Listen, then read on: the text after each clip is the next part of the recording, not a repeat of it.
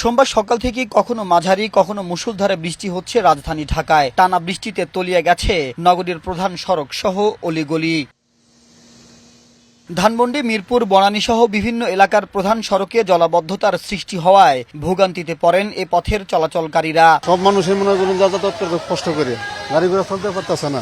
উত্তরবাড্ডা এলাকায় গুলশান লেকের পানি রাস্তার উপর দিয়ে প্রবাহিত হওয়ায় ঝুঁকিতে উত্তরবাড্ডা থেকে গুলশান 2 এর সংযোগ সড়ক। পানি স্রোতে এরই মধ্যে ভেঙে গেছে এই সড়কের একাংশ। অনেকটা ঝুঁকি নিয়ে চলাচল করছেন এই এলাকার বাসিন্দারা। যত বৃষ্টি বাইতেছে তত জোরে আইতেছে, আইতে আইতে আস্তে ভাঙ্গা শুরু হয়েছে।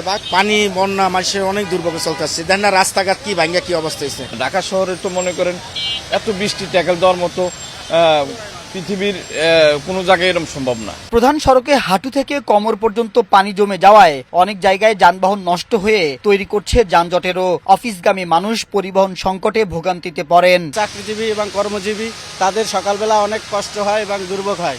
রাজধানীর জলাবদ্ধতা নিরসনে 2 সিটি কর্পোরেশনকে কার্যকর পদক্ষেপ নেয়ার আহ্বান জানান নগরবাসী। মাবুত আজমি, বৈশাখী সংবাদ, ঢাকা।